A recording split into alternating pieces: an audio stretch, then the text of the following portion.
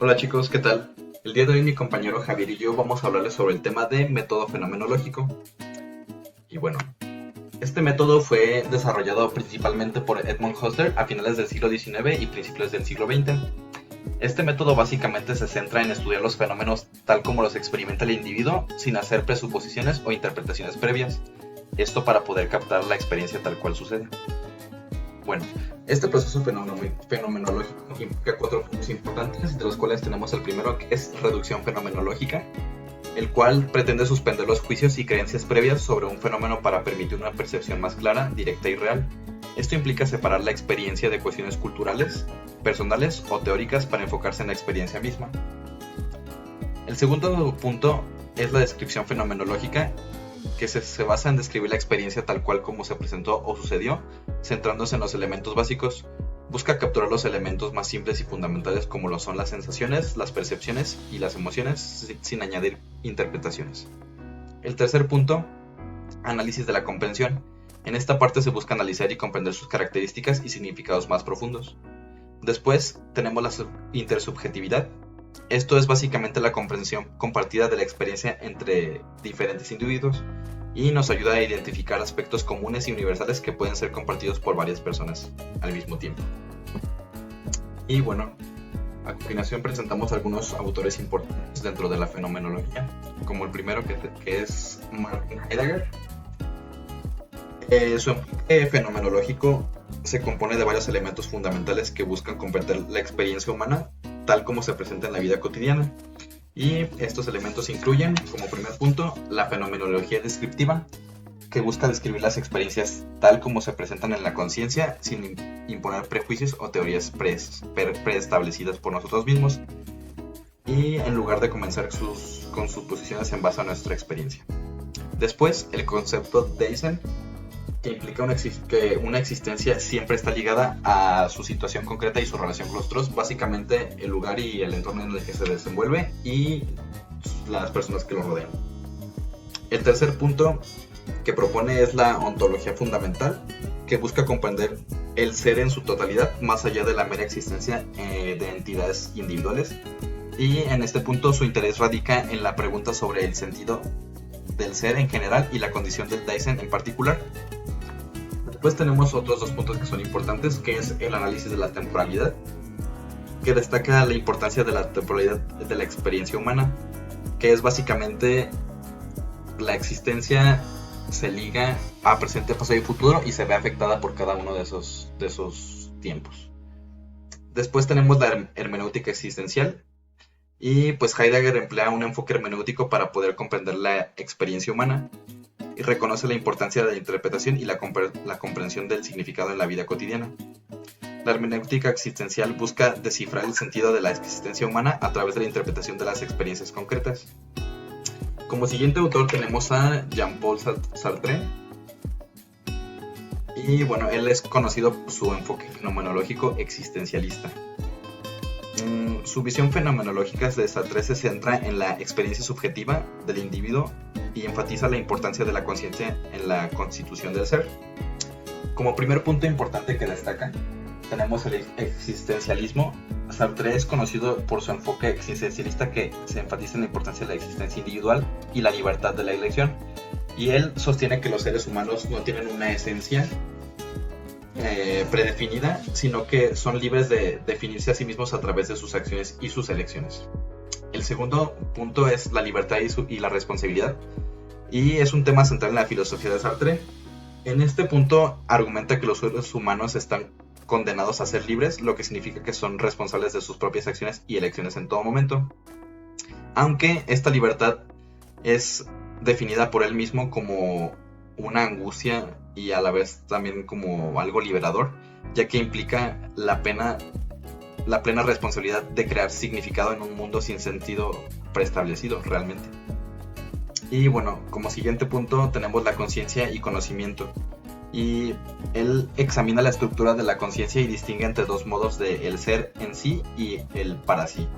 En el sí se refiere a objetos o entidades que simplemente son lo que son, mientras que el para sí se refiere a la conciencia humana, que es consciente de su propia existencia y tiene la capacidad de trascender su situación presente a través de la libertad y la elección. Después continúa con la mala fe, y Sartre introduce el concepto de mala fe, que se refiere al autoengaño en la que las personas evitan asumir plenamente su libertad y su responsabilidad. La mala fe surge cuando las personas eligen ignorar su libertad y actúan como si estuvieran determinados por circunstancias externas. Después, la intersubjetividad y la mirada del otro. Sartre también examina la intersubjetividad y el papel de la mirada del otro en la formación de la identidad y la experiencia humana. Él sostiene que el juicio de los otros puede influir en nuestra percepción de nosotros mismos y en nuestra experiencia de libertad. Ahora yo les hablaré sobre Alfred Schutz, nacido en 1899 y con una fecha de fallecimiento en 1959. Para conocer mejor la teoría de Schutz necesitamos un poco de contexto. Alfred Schutz fue un filósofo y sociólogo austriaco conocido por su contribución a la fenomenología social.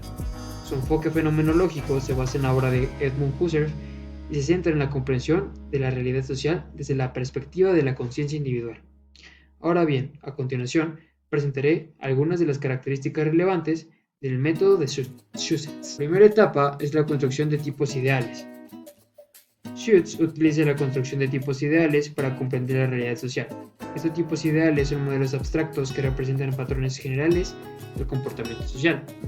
En segundo lugar, tenemos la fenomenología de la actitud natural, en el cual nos explica la forma en la que los individuos experimentan y comprenden el mundo en su vida cotidiana, antes de cualquier reflexión teórica. Como tercer punto tenemos la relevancia y significación. Los individuos dan significado a sus acciones y a las acciones de los demás en función de su relevancia subjetiva. Como cuarto punto tenemos el mundo de la vida de Lebenswelt. Schutz utiliza el concepto de Lebenswelt o mundo de la vida para referirse al entorno social y cultural en el que se desenvuelven los individuos. Como quinto punto tenemos el tipo de construcción. El tipo de construcción se refiere al medio para entender las diferentes perspectivas y motivaciones que los individuos pueden tener al interpretar el mundo social. Y como último punto tenemos el estudio de la expresión cotidiana, que se puede interpretar, o que tiene énfasis más bien en la interpretación. La fenomenología de Schutz se enfoca en el análisis de la experiencia cotidiana, examinando cómo los individuos interpretan y dan sentido a sus acciones y a las acciones de los demás en el curso de la vida diaria. Ahora, para comprender mejor todo lo que hemos visto en este video, pondremos un pequeño ejemplo que podremos aplicar cuando salgamos de la carrera, utilizando el método fenomenológico, en este caso en el área de producción. Imaginemos un escenario hipotético en el que la empresa BMW se enfrenta a un problema de producción relacionado con la eficiencia y la motivación en los trabajadores en la línea de ensamblaje. Como primer punto para resolver este problema tenemos la identificación del mismo. En este caso, supongamos que el problema es la disminución de la eficiencia y falta de motivación en la línea de ensamblaje de la empresa, lo que está afectando la productividad. Ahora sí, conociendo el problema, pasemos al segundo paso, que es formular la pregunta de investigación. En este caso, la pregunta de investigación podría ser: ¿cómo experimentan los trabajadores de la línea de ensamblaje los desafíos y factores que afectan su eficiencia y motivación en el trabajo? Conociendo esto, pasemos al tercer punto, la selección de participantes. Seleccionamos un grupo diverso de trabajadores de la línea de ensamblaje, incluyendo operadores, supervisores y otros roles relacionados.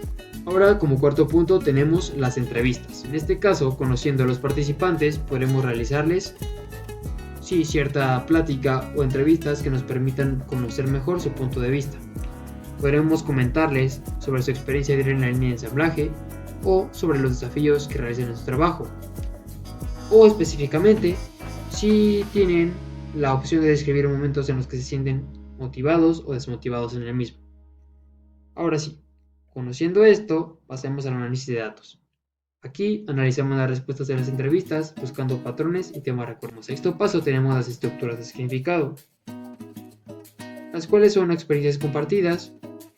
Como lo comentaba antes, si encontramos algún patrón, en este momento lo podemos aplicar, en el cual podemos describir cómo los trabajadores interpretan su entorno laboral, es decir, factores que consideren relevantes, como lo puede ser en este caso si tienen algún problema con el tipo de luz que se utiliza, ya sea blanca o sea cálida. En penúltimo punto tenemos las conclusiones. Basándonos en estructuras de significado identificadas, desarrollamos conclusiones sobre los factores claves que afectan la eficiencia y motivación. Luego formulamos recomendaciones prácticas específicas para mejorar la situación, tales como cambios en los procesos de trabajo, mejoras en la comunicación o programas de reconocimiento. Y como último paso tenemos la implementación de cambios, en el cual implementamos recomendaciones desarrolladas en colaboración con los empleados y medimos la efectividad de las mismas. Ahora bien, acabando este video, espero que les haya quedado claro y nos vemos en la siguiente.